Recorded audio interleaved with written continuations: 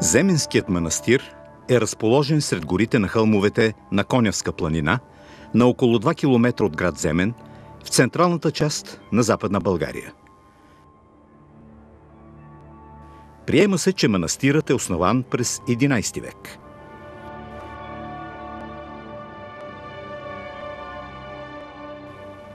Храмът се датира от самото основаване на манастира и представлява просто кубообразно помещение с размери дължина 9 метра и 18 см, ширина 8 метра и 71 см, височина 7 метра, 11 метра и 20 см с купола. Изграден е с добре издялани бигорни блокчета, съединени с хоросанова спойка. Трите полуцилиндрични апсиди са обединени от масивен корниз на общ четирискатен покрив, увенчан с цилиндричен барабан с 2 реда по 8 арки ниши, с 4 прозореца на долния ред, 4 стълба на подкуполния квадрат носят барабана с пандантиви. Конструктивната връзка с носещите стени се осъществява с арки. Стенописите са в 2 пласта. Тези от първия живописен слой се отнасят към втората половина на 11 век. В олтарната част са запазени фрагменти от живописен слой. В диаконикона е съхранена част от сцена, за която се предполага, че е отхвърлянето на даровете на Йоаким и Ана.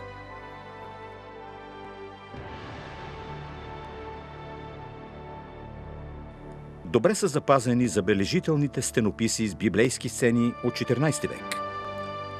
Те принадлежат на характерното за Югозападна България второ направление в средновековната българска живопис, наричано народно или демократично, за разлика от представителното изкуство на Търновската художествена школа.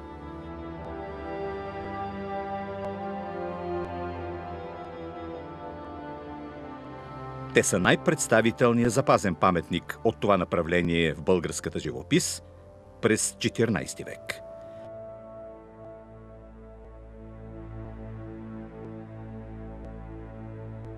Олтарът е каменен монолит, а подът е изграден от разноцветни каменни плочи и антични тухли.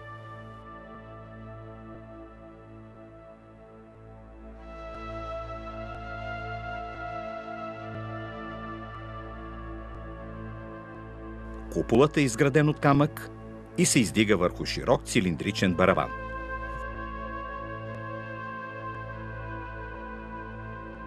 В югозападния ъгъл на църквата са запазени 6 ктиторски портрета, между тях на деспот Деян Драгаш и съпругата му Доя, двете им деца, както и Витомир и Стойо, явно свързани с болярското семейство, едни от най-ранните портрети на български боляри.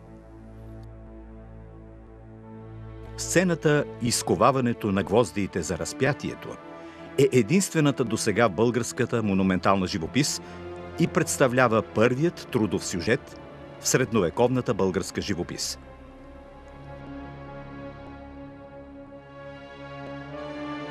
Манастирската обител е възстановявана няколко пъти, а църквата със стенописите е оцеляла повече от 9 века.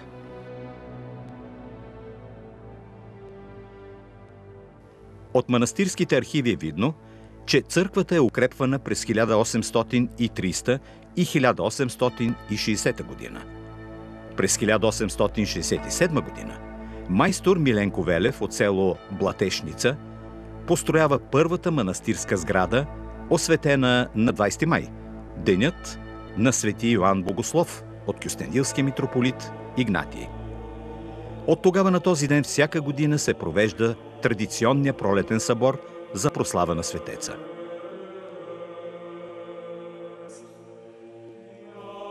В началото на 20 век поп Янаки Митов построява новата манастирска сграда, двуетажна и дълга 40 метра и малка камбанария в двора до жилищното крило.